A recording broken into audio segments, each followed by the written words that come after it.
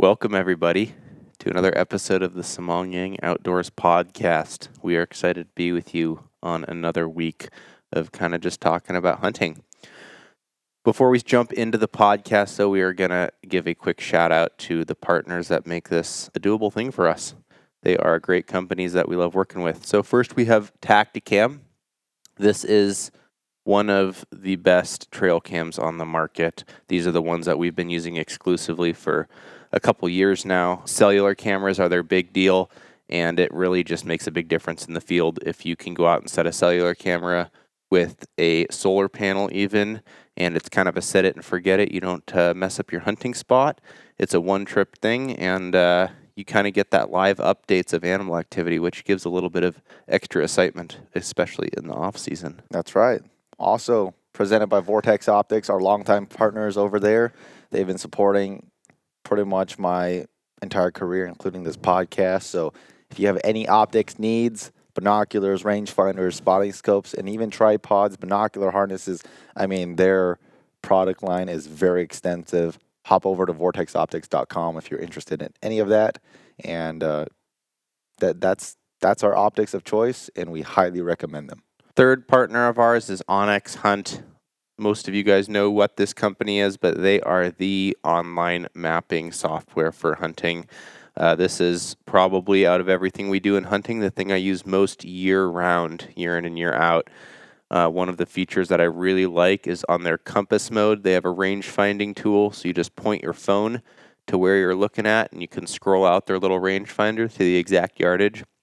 Especially in animal recovery, shot planning, things like that. That's a really invaluable tool. That's right. And so, again, without them, this is not possible. You can find discount codes in the description of both YouTube and whatever streaming platform you're listening on, if we have any available discounts, and save you some cash there. But with that said, Nate, this week, we're jumping into not necessarily a specific style of hunt, but rather something that is just a common factor with the vast majority of hunts, and that is hunting pressure. Arguably, I can say this is one of the biggest things that intimidates people, that people think about, that interferes with people's hunts. So hopefully this week we can just provide a little bit of insight and value into how we deal with hunting pressure, just like every other hunter out there, and in kind of the decisions we make. But before we jump into all the nitty-gritty of hunting pressure, we have our weekly Trivia Duel that we're going to start off with. So for you guys that don't know what this is, every week we have a segment at the beginning of the podcast called Trivia Duel. We just ask each other a question and try to make it fun, on topic, off topic, totally random, and maybe interesting, hopefully interesting. If you have any questions that you think is just perfect for this game, let us know. Send Nate an email or send me an email, depending on what it is, because we'd love some help on this stuff. But with that said, you want to kick it off? Sure. Let's hear yours. Okay.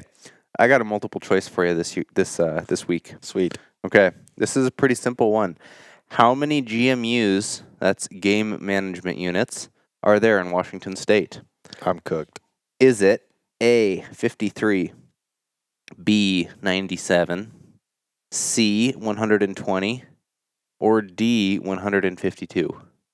Those are some serious spreads with numbers. 53 to 97 to 152 to 120. Man, that's a great question. If I had to just guess from simply looking at Washington as a whole on the Onyx Hunt map, if I had to guess, I'm going to go with B, 97. It's probably more. The answer is D, 152. Oof. Yeah, that's the problem. It's one of those issues or one of those things where, like, if somebody gave you a handful of marbles, you're like, oh, that doesn't look that much. But when you start counting them, it's like, oh, it's a lot more. Yeah, once you get into the 400 and 600 GMUs on the west side, there's Very some small. Oh yeah, there's some tiny ones. Yeah. I'm not too familiar with the west side of Washington, but I do know that there's a lot of small little units over there. Yeah. And I don't really account for them because over here it's like one unit is pretty big.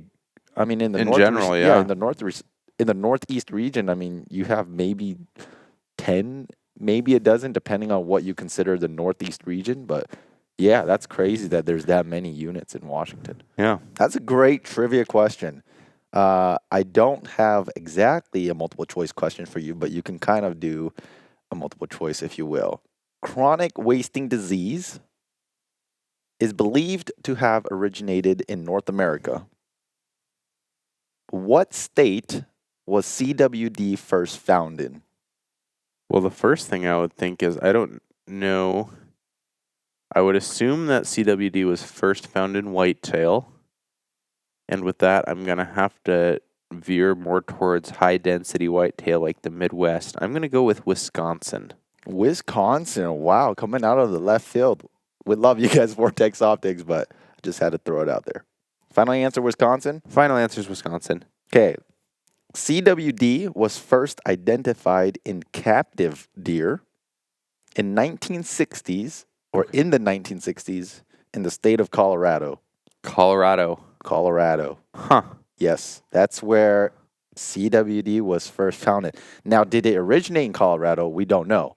But it was simply just first detected in Colorado. So it could have very well been Wisconsin. I don't know. Wow, interesting. Yep. That makes a lot of sense. Colorado's got a heck of a deer population. Yep. Well, there you go, folks. That's Trivia Duel this week. Let us know if you guys got it right because we both got it wrong. So with that said, let's hop into the meat of the podcast. But before we hop into hunting pressure, I want to talk about a story or tell you a story about how I used other hunters to my advantage to take this buck that's right next to me. This is my 2022 Washington general season opening day deer.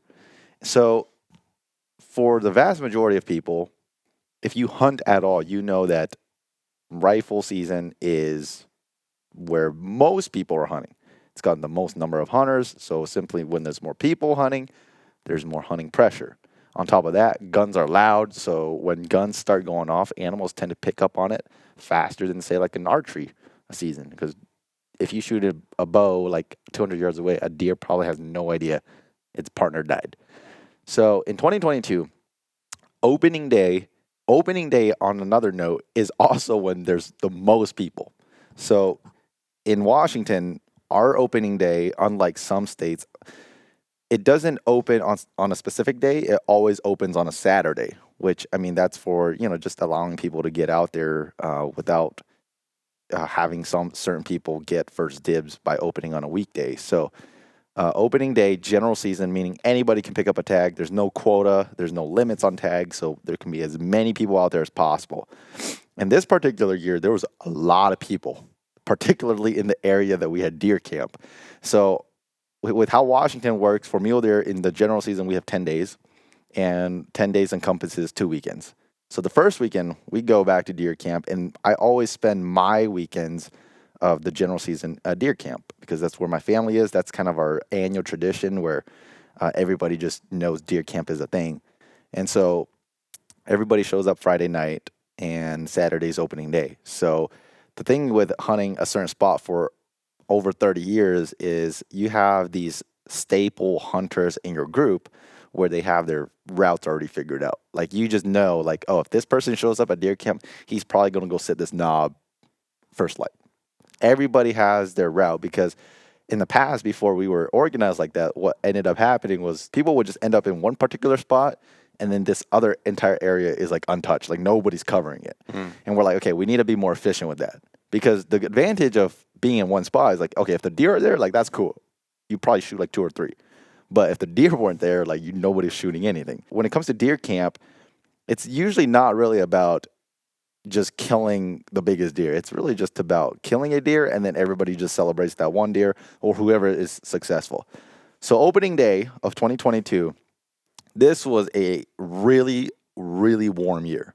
I remember it was like 80, I think it was like high 70s for this particular day, which is really warm for October.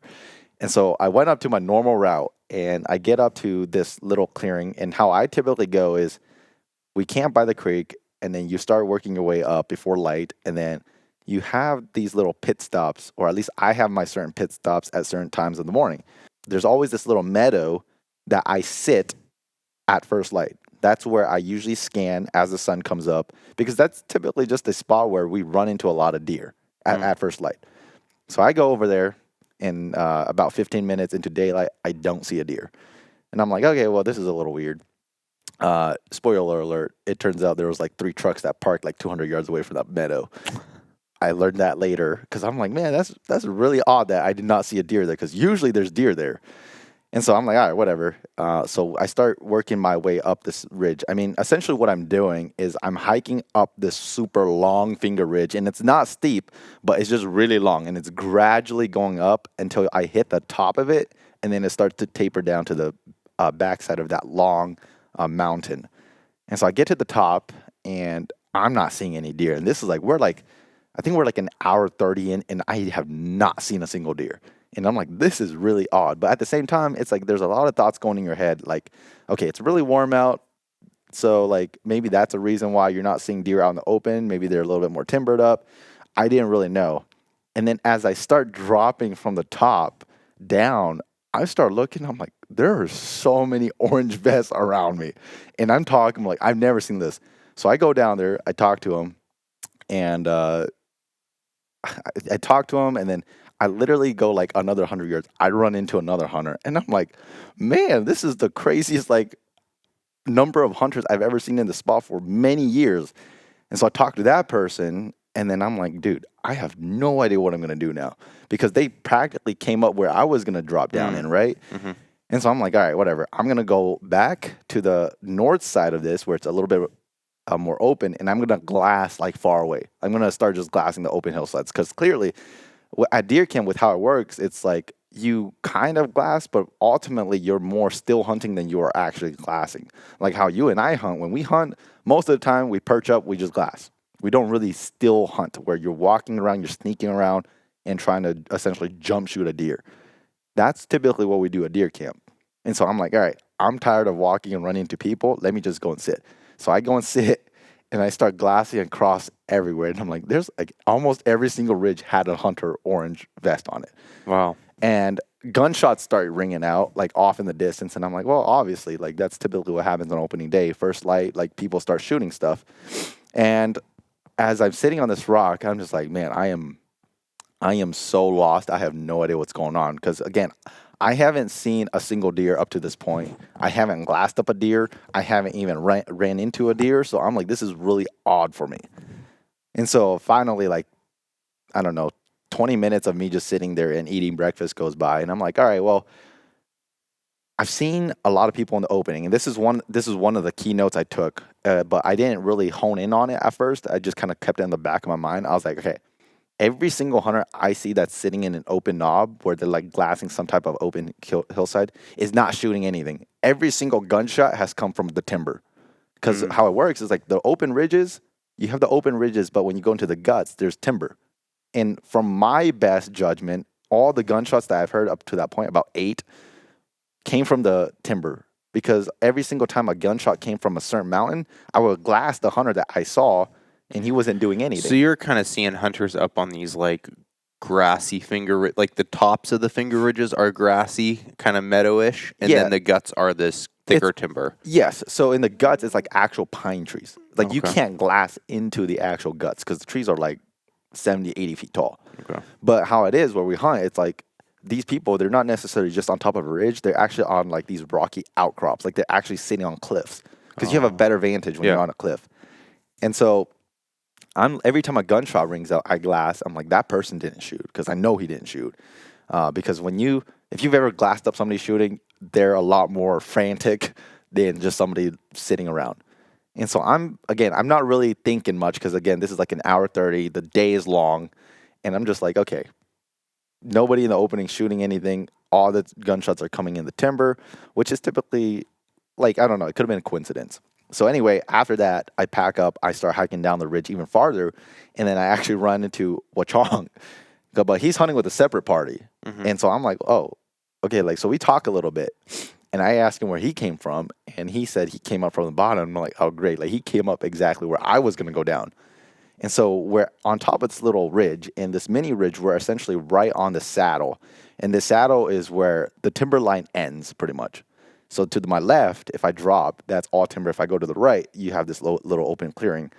And me and Wachong are sitting, or we're talking on that saddle. And he's like, all right, well, I'm going to go back this way. So essentially he's going where I just came from. And I'm like, all right, well, I have no other option. I have to go down where I'm going to go anyway. Mm-hmm. And so, like, not even kidding, like 10 minutes after he leaves, I start dropping down and I see this grouse. And this grouse is just sitting there. And I'm like, oh, great. I knew I should have brought my 17 HMR. There's no deer. There's people everywhere. Like, this is what I should have done. So I'm filming this grouse. And as I'm filming this grouse, there's like in the timber, when you glass far, you can't see into it. But once you actually get in the timber, you can actually see through the trees because it's just like super low grass underneath the trees. So you can't see far, but you can see well enough that if you take a step here and there, you can kind of cover through all the little gaps. Mm-hmm. And as I'm looking at this grouse, I can see about 200 yards down, and there's like a little, I wouldn't really call it a saddle, but it benches out. That mountainside benches out, and there's a little clearing. And every time I walk there, I always look at that spot because that's a spot where I've seen deer, and I've seen deer bed there because it's just kind of like a perfect bedding area, right? Like, it's super steep, and it benches out, and it's on a game trail. And this is kind of in the timber that it benches out? This is in the timber, Okay. like not kind of like legitimately in the timber. Okay. So if a deer beds there, they're hidden from the sun. You can't glass them up. So the only time you actually see a deer there is if you're sneaking through and you don't bust them first. Because not only that, but how that side typically works is they can see with where he's bedded or that bedding spot is. It's essentially on a small little rock.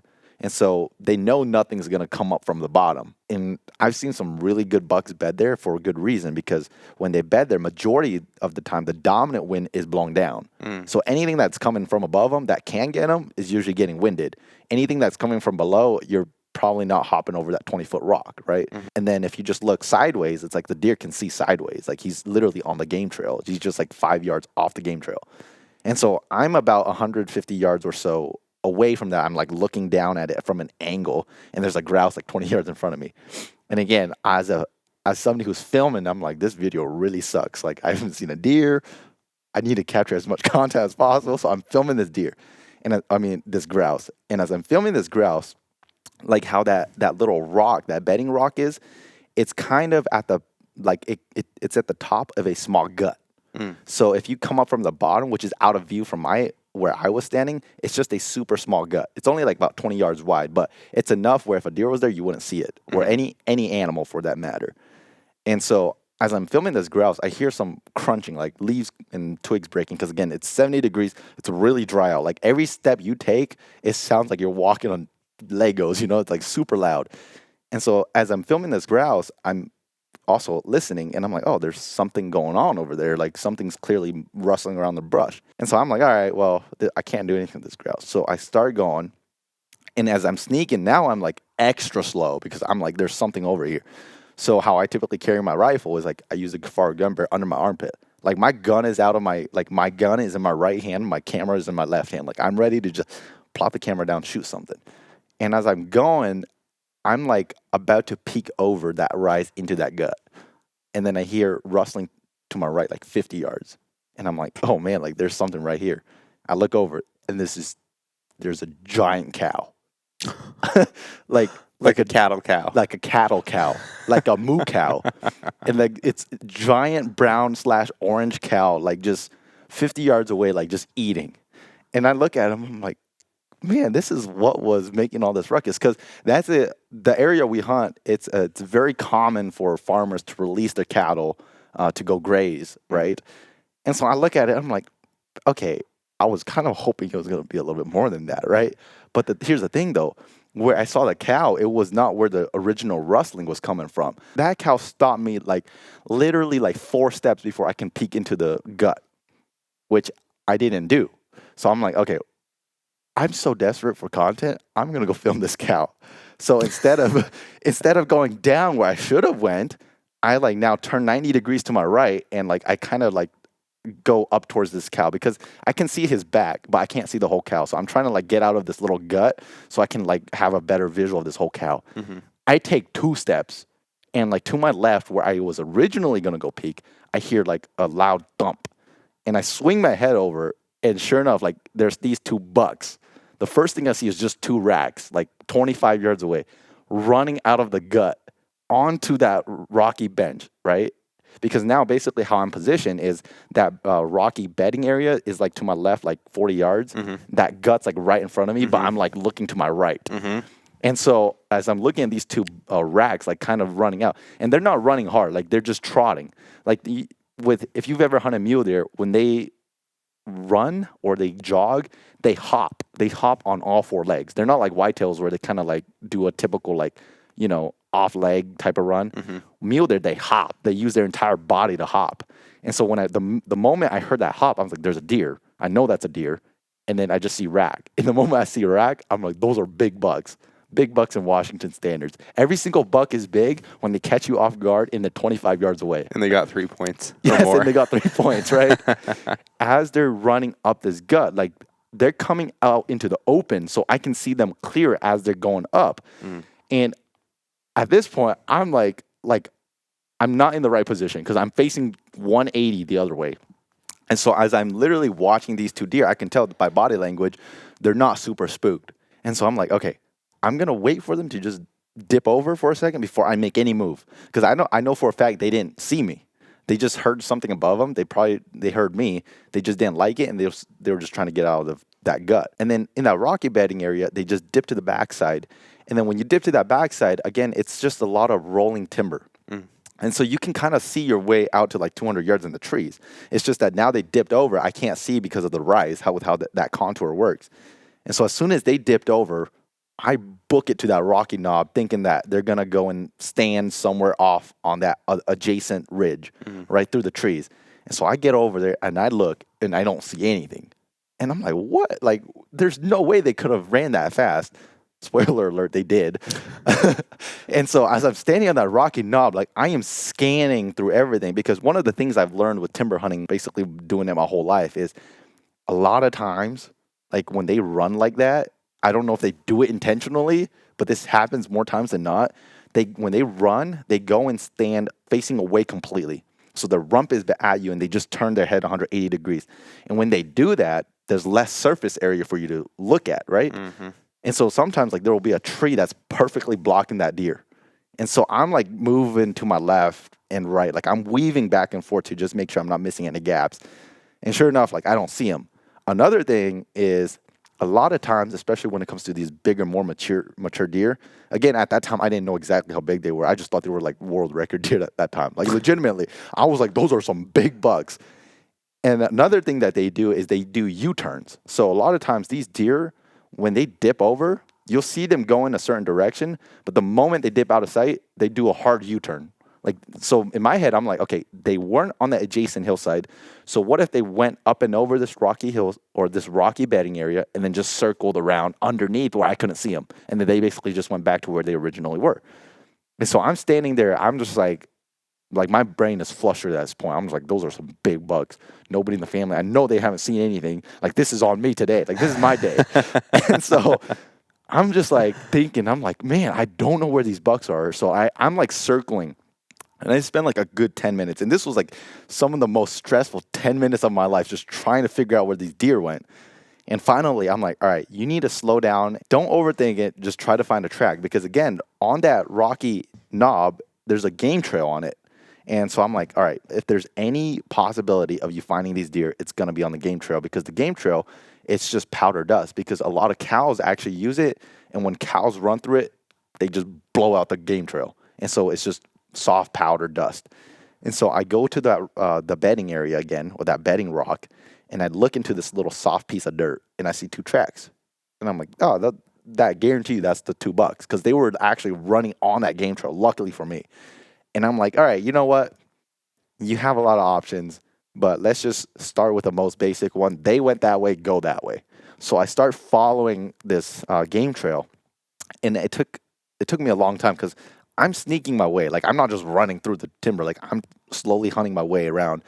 And like 2 ridges over, which felt like an eternity, it took me probably 15 minutes to cover about 300 yards or so. And I get to this finger ridge, and now I can glass back across to where essentially I came from.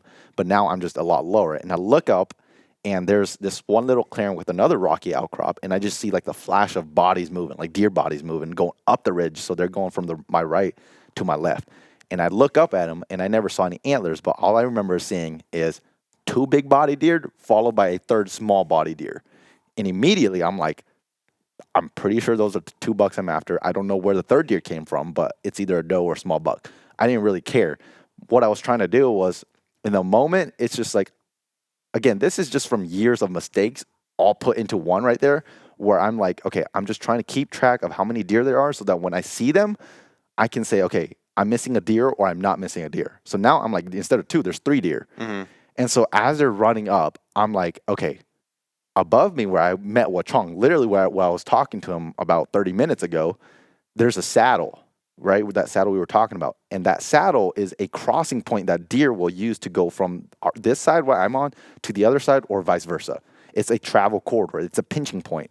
And that's just from 30 years spent in that one spot to know that. And so as they're running up, I'm like, I need to get to that saddle. And so I start booking it up there as fast as I can. And granted, these deer, like, they're not walking, they're running. So I'm trying to beat them. Obviously, you're not going to beat a running deer, but I was trying my best to get up there. And again, with the rifle, it's not necessary that you need to be there. It's just you need to be in a spot where you can see into that spot. And so I run up about 200 yards or so, and I can see into that saddle. And I glass up there, and I'm like, they either already crested over, or 2, they did not go there. And they just went up a little bit, and they started side-hilling back where I came from. And so I'm like, all right, I'm just going to, again, stick to my basic plan and just go with that they're just side-hilling, because that's what they did in the first place. And so I go up another 200 yards because now I'm like, I want high ground, because if they run up again, I'm not going to be able to catch up to them, because only at about another 200 yards above me is the saddle. And once they crest over, who knows where they're going to go at that point, right? So I'm like, I don't want them to go up. If anything, if I bump them again, I want them to be running down so I can follow them. So I bomb up another 300 yards, and essentially, like, the saddle's like right at my neck at this point. And I get to another game trail up top, and that's actually the game trail that I took down. And so I start backtracking, and as I backtrack across this little hollow gut, I'm just like, man, maybe I'm making the wrong decision here. But at the same time, I was like, all along this ridge, I ran into people. Mm-hmm. So if the people are still up here, like, the deer would have ran past them for sure, and they would either shot them or they're not my deer anymore, right? And so I'm just like, you know what? Like, I'm just gonna go with the idea that if nobody has shot, they're going this way, because I know for a fact nobody's over here, because all the hunters I've talked to have already come past this spot. And so I round out that ridge, and I look down into this one little rocky knob again. And it's like the most perfect picture ever. Clear eye, I see this deer shining broadside on this rocky knob. And immediately I can see his rack. And I'm like, that's the biggest buck of my life right there. All I remember is I looked at him, and I just saw, like, all these different tines pointing out on top of his head. And I'm like, dude, that's a giant. Right? Because, again, in Washington, there's a 3-point minimum rule. And so typically when you see deer, it's like, does he have 3 points? The moment I saw him, I was like, I know he's legal. And so I set my camera up, and the temptation to just simply shoot the deer and just say, forget about the camera, throw the camera down, just shoot the deer was so high. But at the same time, I was like, all right. I looked at him. Again, I'm explaining the situation that happened in a span of like 5 seconds, and I'm trying to elaborate it. But the moment I saw this deer, which is actually this deer, this is the first deer I saw. He was broadside, and essentially he was just shining in the sun, because the sun was actually directly behind me, pointing at the deer. So which probably helped you quite a bit. Very much. He was gleaming, essentially, like glowing, like almost like a spotlight where it says, like, shoot me, you know? And so the other buck was standing right behind him, but he was quartering away. Also a very good deer. And the doe, which I learned was a doe, was standing like right below him. And my first thought was like, oh, I should just shoot this buck, dude. Like, he's probably going to book it again. But then at the same time, I was like, well, he has a doe. And these does around this area, they're resident does. They don't leave the area. And because they're resident, they see people a lot. And when they see people a lot, they're just not scared of people. We've walked up to literal, like, does, like, 10 yards away, and they just feed. They don't care. And so the moment I saw the doe, I was like, if that doe does not run, these 2 bucks probably will give me a chance. So I set on my camera. How far away are you at this point? 55 yards. Okay. Yeah, so they're not close. They're not far. And so I'm like, all right, I'm going to set up the camera. I'm going to act as nonchalant as possible. So I set on my camera. I turn it on. I get the deer in frame. And then as soon as my camera's in frame, that's when I speed up because now I'm going for my gun. So I pull out my gun and I point. I look at him. Obviously, like I didn't just like shoot him. I actually aimed at his head with my crosshair. I was like, okay, I saw his eye guards, and I'm like, I guarantee you he's 3 points because eye guards in Washington count as points. It doesn't in a lot of states, but in Washington it does. And I saw his eye guards, and I'm like, I know he's at least 2 on top. He has a third one, or his eye guard. I'm like, he's 3. So I come down his body, and I go to shoot, and my gun doesn't fire. And I'm like, what the heck? Because this is a brand new gun. I'm like, oh, my gun's unsafe. And so I push my gun on fire. He's still standing. I shoot. He drops. He rolls off the rock. His buddy jumps up. His buddy's looking at this guy that I just shot. And he's just like standing there looking at like, wait, buddy, what are you doing? Like, we got to go. And then obviously I had no tag because I dropped his buck. And so I watched that deer for probably another few seconds, a few moments, and he takes off. And then I killed this deer. And he rolled off into a log jam. And then this is why I know everything that I just kind of explained was working. Because my dad, when I shot those bucks, was only 100 yards above me. I did not know that. Oh, wow. And so he was on top of that saddle because my dad, I mean, he knows the area better than I do. He knows that saddle is a crossing point. So he just mindlessly or like kind of just out of his normal route came and sat at that spot. So even if these deer, like let's say I didn't get them and they didn't side hill and they went up to that saddle, my dad would have probably shot them. And so my initial thought of saying that if they went up there, like somebody would have shot them was true. Yeah. Because my dad was up there. But they didn't go up there. They went up like 50 yards and then they just side hilled again. And I chased them down and I got them. But that story right there was like why I tell people all the time. Like people just want to go into these spots where there's no people, there's no pressure, which everybody's kind of there. But at the same time, if you play your cards right, hunting pressure can actually alleviate a lot of overthinking and a lot of stress. Because in this case, just knowing where all the people around me were literally honed me in where the deer were going to go. Because I was like, if the deer go any other direction than this one direction I'm going to go, they're going to get shot at. And I'm going to hear people shooting. And because I didn't hear any gunshots around me, I went and I shot them. That right there is a testimony to why hunting pressure, if you know how to play it, it can actually be very, very beneficial to your own success. Now, does it always work out like that? No. But in certain situations, it can. And this is a prime example of it. Yeah, and I think that's a great example. I think also, too, that even if you don't choose to go hunt pressure, every hunter, every season at some point is probably going to get into a position where they end up in a pressured hunting area. Whether that's because there's hunters currently in there or they're coming in during the weekday after opening weekend and that area was just overrun by hunters for 2 or 3 days. Or if you're day hunting, you can't do the backcountry in miles and miles. You're most likely going to be hunting where areas have been pressured currently or in the past. And so having the tactics to deal with that, whether you want to hunt pressure or not, will at least maybe make it so that you're not dreading it. And you can kind of go to a more logical mindset of, okay, these are the areas that are pressured. This is how I'm going to deal with that. See, the thing about me is when I grew up, like I'm talking about like when I was a kid, like I was like 4, 5, 6 years old, hunting pressure wasn't really, like I didn't grow up with hunting pressure in terms of a definition. Like I didn't know hunting pressure as we know hunting pressure today. Seeing other people out there when I grew up was just normal. And in fact, when I grew up hunting around deer camp, there was way more people back then that we personally ran into than today. Oh, really? Like today, I hardly see people hunting those areas. I don't know what it is, but like when we used to hunt there, like just driving along the highway to deer camp, I mean, there were rigs parked at every little pullout. Now you drive along that highway, there's not a single rig. Interesting. And so it's like there may be a general increase in hunting pressure depending on where you look at it, but it's not a good way to go about it because it's not true for every area. Yeah. So like certain areas, there might be less pressure compared to 10 years ago. Some might be the same, some might be more, right? And so you can't just simply put this umbrella saying, oh, there's more hunting pressure. It's like, no, you got to look at specific hunt. And this is one of those examples. Like 2022, up until that year I shot this buck, there was really nobody other than my family and maybe a couple other parties that hunted that area. 2022, there was a lot of people that hunted there. There was a big influx of pressure. But because I grew up hunting with pressure years ago, it's like, to me, it's like, oh, we're kind of back to normal. It just kind of caught me off guard. Like there was this many people out of nowhere.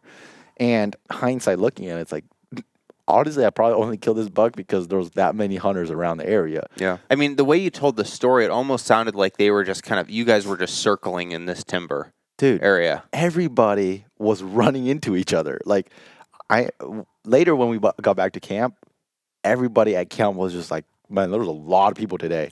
And they're like, oh, yeah, I ran into this guy wearing the black shirt. And they're like, oh, I ran into that guy too. Like everybody was just like running into each other. And it kind of brings me to my first point I want to get to is we always hear this idea of like, animals, deer, elk, they don't like pressure. So the moment they get into pressure, they go far away, right? That is what you hear, and that is true. I'm not disregarding the merit to that. But in some places, like this place where we hunt deer camp, there is no such thing as a remote spot. If the deer's running that way, he's running into another hunter. If he's going that way, he's running into another hunter. You're hunting an area, too, that has access from a lot of directions. There's roads everywhere. So it's like there's no such thing as a sanctuary for this deer to run into. So what does that mean? That means that these deer have to go somewhere. Like they're going to go somewhere into a little pocket where people are probably overlooking. Or you just get timing right on your side and you just catch them on the move, or maybe you just went into a little pocket where somebody just barely skirted around, right? Like it's not really like, oh, I need to go 5 miles back in here where I know for a fact there's nobody in here. It's like, no, sometimes that's the macro game. Play the micro game. It's like Wachong could have killed these 2 bucks if he did not shoot up the ridge that he went, and he went another 1 ridge over. Mm-hmm. If he went 1 ridge over, he would have shot these 2 bucks, or he would have at least saw them or had a chance to shoot them. Yeah. But because he decided to cut up to the saddle 1 ridge short, I went into the one ridge he didn't go, and then these 2 bucks were sitting there, right? Because when we sat on that saddle and I talked to him, I was like, where did you come from? And he literally told me where he came up from. I was like, well, this is how I came in, so take that with a grain of salt. And so the fact that I know is like, all right, he was the farthest person that I met on this long ridge, and this is the farthest he's gone. That means that perhaps if there's no other hunters that came up, this little section left over here is untouched, right? That's actually an advantage that I feel like people aren't using. And to clarify here, we're talking about hunting in areas with pressure that are, at least in this area of where we hunt this part of the state, the common areas are national forest with service roads that go everywhere, basically like a maze. Forest timber companies, these like different lands that have access from multiple directions, have a lot of either non-motorized or motorized vehicle access through them, and have basically basically a 360 access from hunters. We're not talking about, say, a wilderness boundary where most of the hunting pressure or all of the hunting pressure is, say, coming in from the south, and the next hunting pressure on the north is 30 miles away. Yep. We're talking about areas where deer live in here, sometimes year-round. They might not be migratory, like the does you were talking about as resident does, where they know these areas intimately. Like this is their stomping grounds. And because there's hunting pressure that comes in from all directions, the way that these animals survive is by using this fairly small geographical area to their advantage. They know the hidey holes, they know the draws, they know the guts. They live there year round. They know the places that people don't go. Yep. Mm-hmm. You know, as a single person, you can only go so many places. But in your experience with your hunting camp, with however many family members you have there, you know all of these routes that all your family members. So kind of this example is great because it gives, for what my hunting story, if I did this 10 years in a row, this is like one morning for your deer camp, right? Because you have all these people hitting these different ridges. Mm-hmm. And you get to take all of that knowledge and know where people aren't going, which I think is kind of what led to the success. Yep. So this is really pertinent in hunting areas where you know the deer aren't going to jump to the next county because there's hunting pressure that way too, and they know there's hunting pressure that way too. So they're gonna use these kind of really small micro environments, like you were saying. You gotta play that micro game to their advantage to even just hunker down. Yeah, and like I said, this is because I have the privilege of hunting with a big party. I mean, anywhere it fluctuates, but 15 to 20 people in the camp's pretty normal. Some years, some years less, right? But like you were saying, if you were a solo guy hunting the spot, to do what my family does in one day, that's your whole season. Mm-hmm. To go and cover that one area we hunt, right? But because we say, okay, I know there's a family member over here, there's a family member over here. I can take it into account. These are all the areas that's covered. I don't have to worry about that stuff. I have to worry about the one single ridge that my family essentially has set me on. Right? You're really dividing up that area into one spot. And on top of that, once you say, oh, this is the one area I'm going to focus on, then you go even deeper and you say, how many people am I running into here? And so that's why, again, it's a privilege to hunt with my family the way we do it. But again, does it always work out that way? No, but again, if it can work out that way. But like you were saying, this is an area where everybody can access it. And not only can everybody access it, it's not the most physically demanding area, right? So it's like literally anybody who's just willing and has legs that work, they can show up almost anywhere, right? Yeah. And so that's why, to me, it's like, having all this past experience led me to success. But I want to touch on some points. The idea that I undergo when it comes to finding these animals in highly pressured areas is you really do, as cliche as it sounds, you have to think like the deer. Okay, so it's like how we hunters typically go about a hunt. We have a certain way we think about the hunt.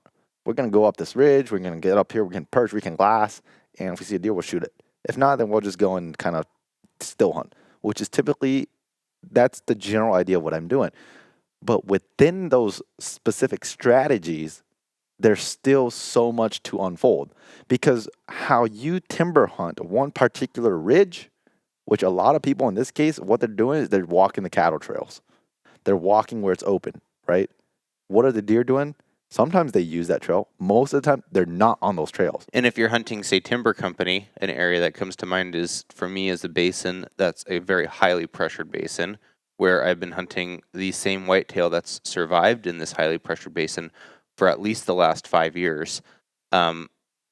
Most people that are hunting this basin, it's forest, it's timber company land, not national forest, so people aren't walking cattle trails, but they're walking the skid roads. Yeah. And the deer corridors that I know in this area are, no joke, maybe 5 or 10 yards off of these skid roads. Yeah. And it brings a good point, because like as hunters, we just want to go with the easiest route. And it's true. But most of the time, these animals are not always going to be where we think they are, because we're just so in tune with, oh, this is how people hunt. This is how I want to hunt. And we don't go in with the right mindset. That's the first mistake that we make, is we look where we think they're going to be. We don't actually look where they're going to be. Because, for example, in some cases, like where we call your area that you were just referencing, the 900. When we first saw your target buck, he was on the road. Mm-hmm.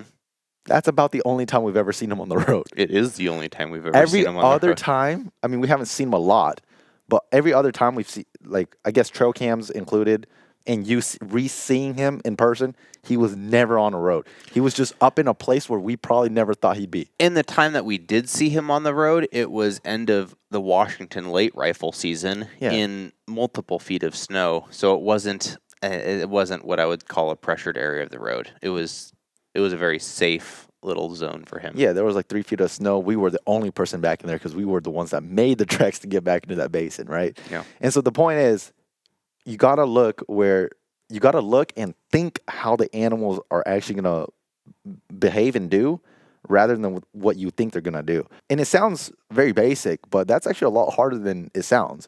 Because if I said, okay, go do what that deer's gonna do, like, I don't know what that deer's gonna do, right? Mm-hmm. Like, you take your best guess at it, right? But a lot of times, what that just funnels out is it funnels out the easy stuff. Okay, I need to get off this road. I need to quit hiking this trail, or I need to stop going to these particular spots. Because here's the thing. When people pull up Onyx maps and they're scouting an area, e-scouting, there will always be certain standout structures or features that we cater to. You and I have the same problem. You will point out something where I'm like, oh yeah, I saw that rock too. Mm-hmm. And so we go to that rock, right? Mm-hmm. But the problem with that is, like, that's probably not where the deer are going to be. That's just where the hunters generally gravitate towards, right? And so when hunters gravitate towards a certain spot, that's where the hunting pressure is going to be. And again, you can macro or micro manage it depending on what the scenario is like. But sometimes the deer, the elk, whatever they are not as far away off as possible. It's just kind of like you did 99% right, You did 1% wrong and costed you. 100%. And I mean, like your story was, that's most of hunting. Yeah. That last 1% or whatever, that last very small percentage that makes the ultimate difference in, an animal on the ground or not, is the hardest thing to do. I mean, that's Yeah. I think that's innately what we chase as. Yes. As you kind of grow as a hunter, you kind of know that you can go out and get generally in the right direction. If you've hunted an area for years and years and years, you can get that 95%. You can get that 99% anytime you go out because you know the deer behavior. But figuring out that last little chunk of in this day, at this time, with this pressure, with this weather, with whatever the factors are that are, kind of driving the deer behavior of that day. Yeah. How can I adapt to that? How can I, like you said, cliche, how can I kind of think like the deer and see how that they're going to adapt to this and then move in that direction? Yeah, and in this case, the story is kind of one-off because this success with this deer also came off with like 30 years of prior knowledge. Like, I probably don't know if I would have killed them if I didn't know the things I knew prior about the area. Like, I knew their crossing points, I knew the trails, I knew where they were going to, like, I generally knew how the deer moved. So that's something that might not necessarily be relevant to somebody who's hunting a brand new area. So before we go any further, I guess I want to hop in here with another story with hunting pressure where I met a guy who was so close to this particular bull that I killed up here. So this bull up here that's mounted to my left, this is my Northeast Washington bull I shot in the same year, 2022. And this is rifle season. And this is an area where I'm not as fond of as deer camp. I've hunted in here maybe a handful of years, but other than just glassing from like the top, I don't really know the area. Like, you just kind of overlooking, oh yeah, okay, there's a open hillside over here and the gut's kind of thick. There's a road over here. Like, that's typically all I know. Like, that's the general outline I know. I don't know anything about the specific details about that gut. I don't know if there's water. I don't know where the bedding areas are. I don't know any of that stuff. Mm-hmm. So in 2022, this bull, this is second day of rifle season. Again, this is public land, over-the-counter, general season. Anybody could have picked up a tag. Anybody could have killed this bull. So this is second day. So me and my cousin, we went up to this spot. And my cousin Daniel and my cousin Chang, they were actually in this spot the day before. And they were essentially glassing this little valley. So they came back. They didn't see anything. They came back to camp. And they said, we're done with that spot. And I was like, well, somebody's got to go sit that spot. Like, that's probably one of the best spots that you can glass. And so I was like, all right, well, if nobody's going, I'm going to go up there. And Sue was like, dude, if you're going to go up there, I'll go up there with you. And so I'm like, all right, let's go. So in the morning, we go up there. We get up there basically right as the light comes up. And we're glassing. And how it works is, this is now Northeast Washington. So we're more or less like with your whitetail country. You're walking on a road or a gated road. And you're overlooking a lot of clear-cut country with just dark timber. Mm-hmm. And I'm sitting on this this road. And this road kind of zigzags its way down. So I'm like way at the top. I'm overlooking this giant clear cut to my right. And my cousin Sue was like, okay, well, if you're going to sit here, there's no point for the both of us to be sitting here. Mm-hmm. So he's like, I'm going to take this road around and I'm going to hop to the backside and glass the other drainage over. Mm-hmm. I'm like, that's fine. And so I'm sitting there and it's sunny. It's like bluebird skies that day. And I'm sitting there and this is like, you're looking about 600 yards. So it's pretty far. And I'm sitting there, and about an hour 30 goes by. My cousin Sue, he starts making his way back.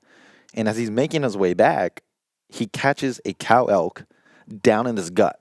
So how it works is like there's basically a road that cuts that little bull mm-hmm. in half. And below the road, across the hillside, he spots a cow elk. And we have walkie-talkies, because in Washington, you could use walkie-talkies. And Sue's like, hey, you should come over here. There's a cow elk over here. And I'm like, oh, dope. Like, this is cool. Like, we see an elk, like Northeast Washington. That's rare. And so I pack up my stuff. And it's funny because when Sue left, he left everything but his rifle. So he took his rifle. So he left his pack with me because he was going to eventually come back and sit with me. And he's like, dude, like, if you don't mind, like, bring my stuff down here because I don't want to come up there. I'm like, that's fine. Just keep an eye on the cow elk. And again, this gut down here, it's extremely thick. It's not open. Like, as big as an elk is, if you don't catch them in that one pocket, it's gone. Mm-hmm. And so I I literally just got my cup noodle ready from the jet boil. And so I'm like downing this cup noodle as fast as I can. Cup of noodle before elk any day.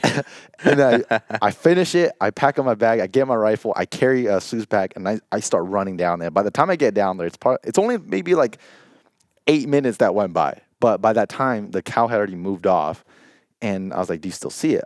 I meet up with Sue. And he's like, oh, yeah, the cow was down there. Like, she was doing this. And I'm, like, trying to ask him all these questions. Like, what was the cow elk doing? Did you see any other elk? He's like, no, I just saw the one cow. But I do know for a fact that there's other elk because I can hear other, like, twigs breaking around the area. I'm like, oh, sweet. So this is probably, like, 8 o'clock in the morning. And I'm like, okay, well, if that's the case, then we'll just sit down here. So I sit there, or I throw my packs down. And little to my knowledge, so how it works is we're on this side, right? And there's a bowl cross, the road that cuts across.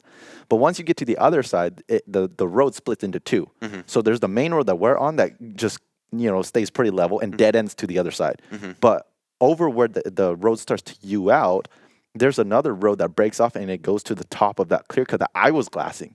And there were two guys camped up there. Oh, wow. They backpacked in and they set up their tent up there. But we didn't know it because from the angle, because we're glassing down and up, like they were just right over the rise where we couldn't see their camp. But as I'm sitting there, like I see two hunter orange vests start walking down this road. And I'm like, oh, great. So I was sitting there watching this clear cut for absolutely no reason. There was two guys up there. And so I'm like, whatever, it doesn't really matter. So what they do is they walk down that road, they get to the intersection, and they sit down, and they're essentially glassing our side while we're glassing their side. Mm.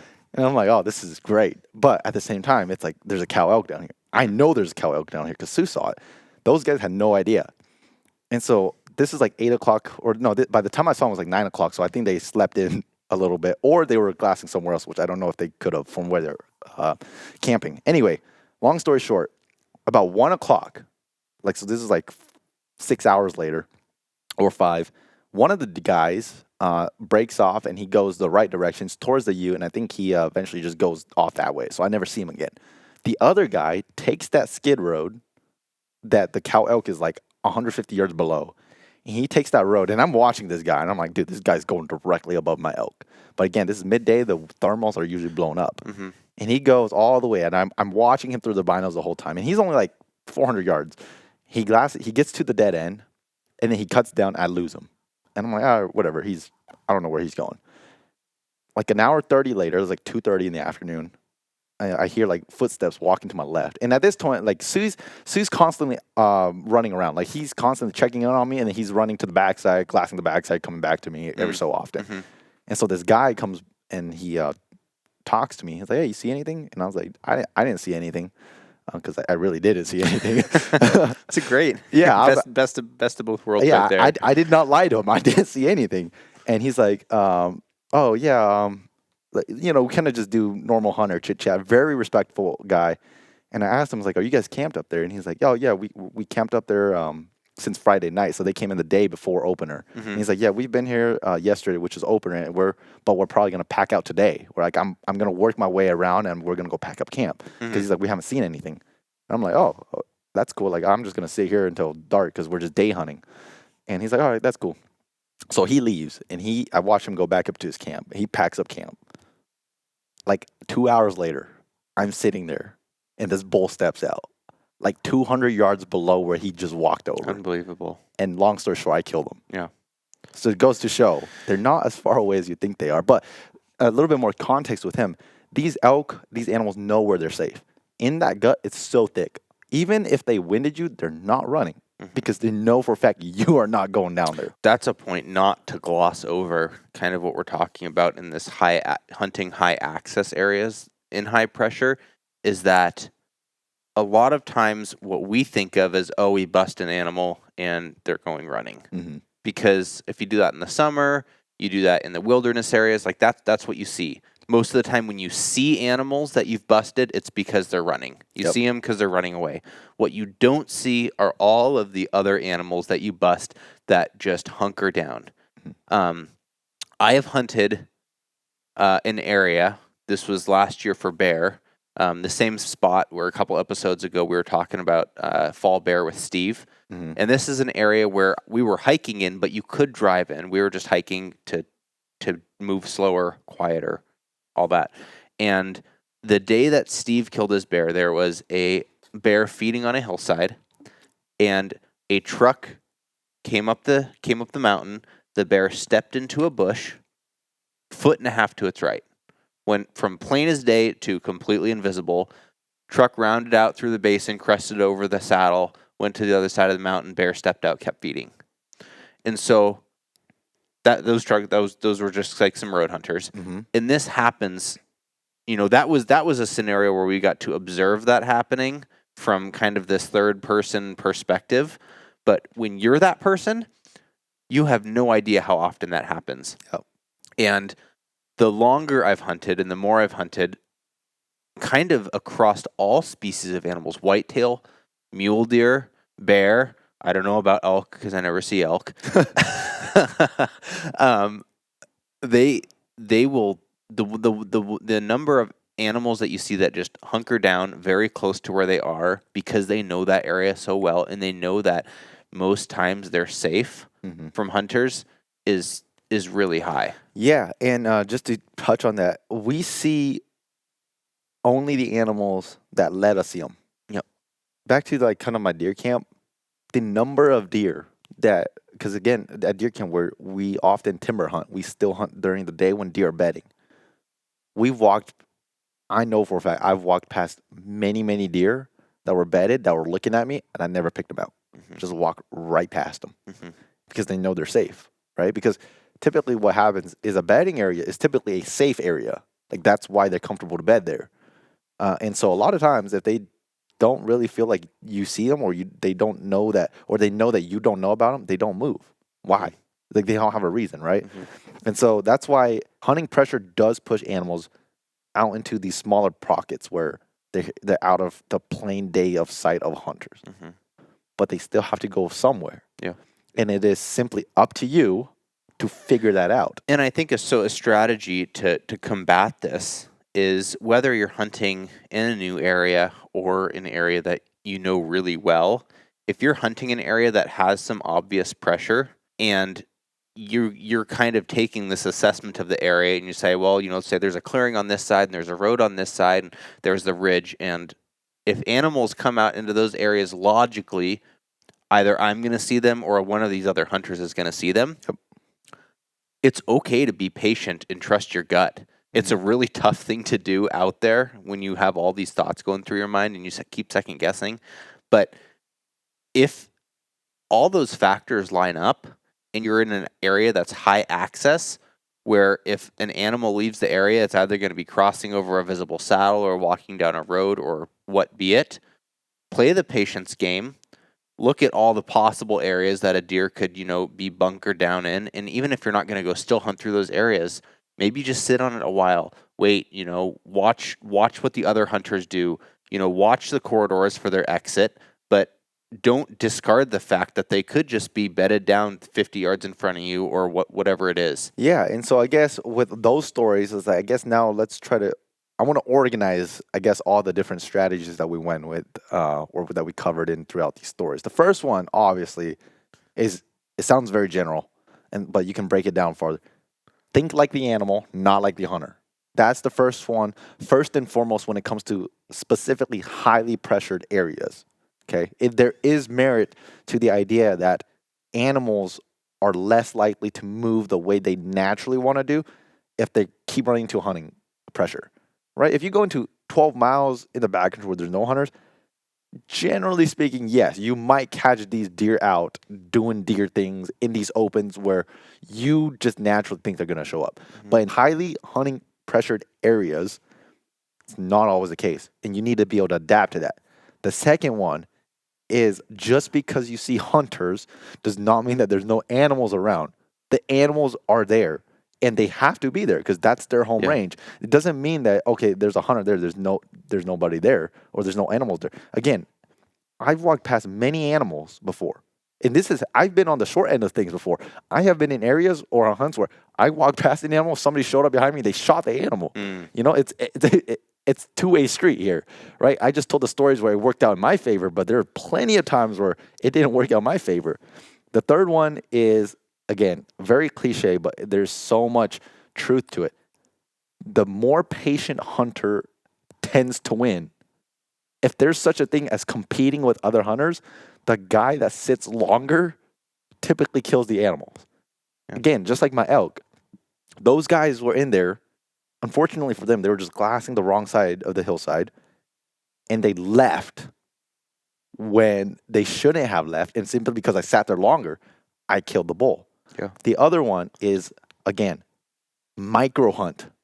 Don't think that, oh, we got to cover a lot of country. Because when Nate and I do like our big hunts, our high country hunts, we think macro. We think get to a knob where we can see the most country, because 99% chance there's no other hunters, right? If you flip that to a spot where, say, oh, I'm going to get up to this knob in a highly pressure area, you're probably just going to glass up a lot of hunters. And when you glass up a lot of hunters, it gets discouraging, understandably. So what you need to stop doing is stop macro hunting. Like, okay, there's people over here, people there, people there. There's nowhere to go. It's like there's always places to go. Stop looking at all this area that you said you want to look at deer. Start looking at where the people aren't and the people are, and start hunting where people aren't. It's actually an advantage because, again, leads me to my next point. Use people to your advantage. The thing about observing people is you can cross off so many places that you don't need to be, right? If you see 5 guys and they're not shooting anything, you can know for a fact, I don't need to be there. I don't need to be over there. I don't need to be over there. I need to focus over here because there's nobody else is over here. And with that, you kind of have to be, if you're going to commit to hunting a place with pressure like that, you have to be okay with that. The animals might end up being over there, and someone else might shoot an animal. That happens. That's part of hunting. It's a give and take, right? Like if there's a deer over there, and he's over there, and he gets the deer, good for him, right? It's like the other thing. I guess it's not really a point, but just something that's personal for me is when I see people. Again, I'm generalizing here, but hunters tend to see other hunters as competitors. I don't see other hunters as competitors. I see them more as a tool. Again, back to the point I was making. I use other hunters to help me hone in on what I want to do, right? Sometimes, yeah, I'll get to a spot and I'm like, oh, there's a guy that's sitting in my spot. But that just reroutes, right? It just helps me reroute because I undergo the idea that if a deer's meant to be yours, like, it doesn't really matter what you do, like, it'll happen, right? And so that's some nuggets of information that I wanted to point on. The last point is don't just not go hunting because there's hunting pressure.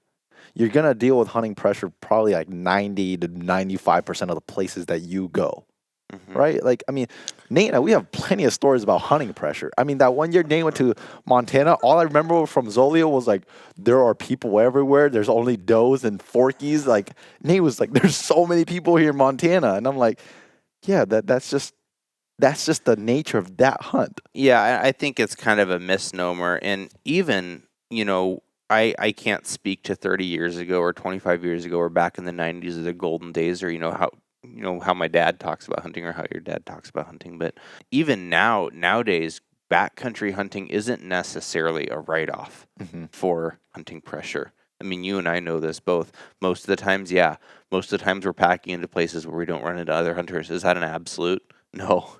And then going somewhere new like that 2 years ago, 3 years ago, whenever that was, I went to Montana. I hadn't been to this area of Montana before. I didn't get a chance to go over and scout it.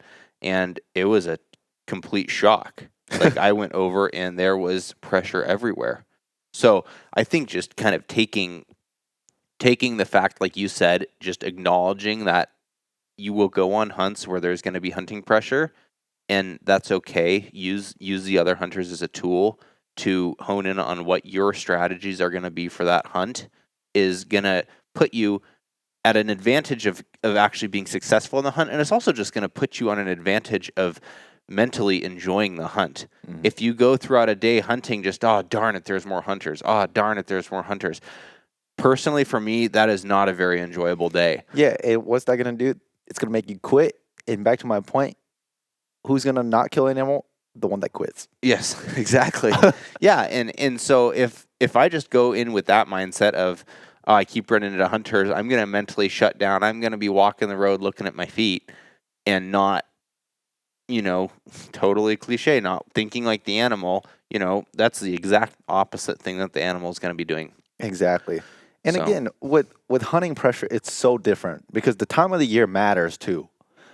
Obviously, we're talking more about the time of the year where animals are still smart. What do I mean by that? I'm not talking about rutting deer where they're dumb. I'm not talking about the 180-inch deer where they're so lovesick they just don't have any natural survival instincts anymore. I'm talking about when they're still alert, they're conscious, and they're like, I'm trying to survive. These are the animals we're talking about. In the late season where the deer are so dumb, they're running around. It's like, yeah, you could probably just go out and find a doe and there'll probably be a buck chasing her, right? Mhm. But again, this is just more of a general outlook about how we deal with hunting pressure. I think, again, hunting pressure is always going to be here.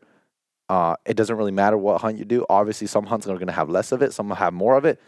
But if you're using hunting pressure as an excuse to not go hunting or not go hunt a certain area, you might be doing yourself a disservice because, again, some of the biggest bucks I've seen come out from highly pressured areas. Mhm.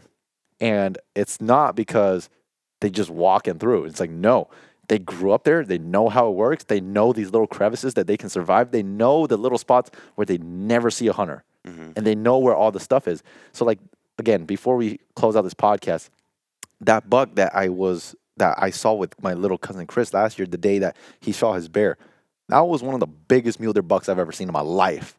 Right? He was big frame, 4-point with the sticker kicking out on his left side. Just a big, mature buck standing in the wide open when we first bumped him, right? Because this was opening day. The moment we bumped him, he never showed himself again because the moment we bumped him, he knew what time it was. He's like, these guys are out here, gunshots are going off. I need to run into my hidey hole. Never saw him again, right? So again, hunting pressure, yes, there's a distaste to it, but if you use it right and you go with the right mindset, it's not as bad as you think, and it might just work in your favor. It doesn't always come through in my videos or my hunts, but in the back of my mind, hunting pressure is always a tool that I use to navigate my hunts. Yeah. And I'm successful a lot of times because of it. That was a great talk on hunting pressure. It's something we can all learn and grow on every year, and it's something that we will kind of for sure continue to run into year in and year out that we can improve our practice on. But with that, let's move into fast facts. This is our second little trivia segment, fact segment in this podcast we like to do. If you guys have any interesting facts, doesn't necessarily have to be about hunting, fishing, outdoors, survival, cooking, send it over to us. We'd love to hear them. Maybe make it on the podcast. My fast facts. Speaking of hunting pressure, in 2024, there are 15.9 million hunting license holders in the United States. That is down 20,000 from 2023. There's a decrease in hunter numbers. Interesting. There you go. No more excuses, folks. Can't talk about all the hunters now. People are hopping out. Well, that's interesting. And like you were saying earlier with your deer camp, there now the roads and the pullouts in that area, at least that you hunt, you see in general less pressure. All right, this one, I guess you could probably tie this into deer pressure, although this has to do more with migration. Have you heard of doe 255? Did you hear Yes. about her last year? Well, I know of the deer, and before you get into it, let me see if I can get this right. Doe 255 is a collared mule deer doe that travels. That is, I guess, her travel patterns are documented, and she is a very famous deer in that sense with how much she travels. He stole my fast fact. That's okay. I won't Oh, get really? personal. Yeah. So doe 255, for those of you that don't know, is the longest migrating recorded mule deer. She was a 10-year-old mule deer doe in Wyoming that over a 10-year period was tracked every spring and winter between her summer and winter grounds was a 200-mile stretch. So every year she would travel 200 miles from summer to winter grounds and vice versa. In the spring, she would go from winter to summer grounds 200 miles. And there was actually a period of time in there where her collar died. They thought that she died because they didn't have her tracked. And then a bush pilot actually saw a collared deer, a bush pilot with the Wyoming Fish and Game, and he saw that it wasn't emanating a signal. When they tranquilized her, captured her, and recollared her, they found out that it was 255 again. And they recollared her, and then she continued she was still traveling her 200-mile corridor every single year twice. Wow. Is she still alive today? I don't think so, but I don't know that. Okay. I believe that she died. I believe that she was found dead last winter. I'm pretty confident in that. I mean, 10 years is pretty long for a deer in the wild. That's impressive. I just remember because there was deer 255 and then there was the grizzly 399 in Wyoming, which both died in the last, I think, 2 years, which were both kind of monumental animals that they'd got to collect a lot of really valuable information off of these animals' movement patterns. We need a Mount Rushmore for deer. Deer 255 belongs on there. Deer 55 would be right center. Well, folks, that's going to wrap it up for this week's podcast. We really hope that this was beneficial to a lot of you heading out. We know that hunting pressure is one of the most common topics that is talked about. And honestly, a lot of people have frustration about it. But again, it's not as bleak as people make it out to be. With the right mindset and a little bit of luck on your side, you can still make it happen. Absolutely. Well, guys, until next week, thanks for joining us. We appreciate you spending the time. We appreciate the support. It means the absolute world to us. And hopefully we'll see you guys back here next week for another podcast. See you then.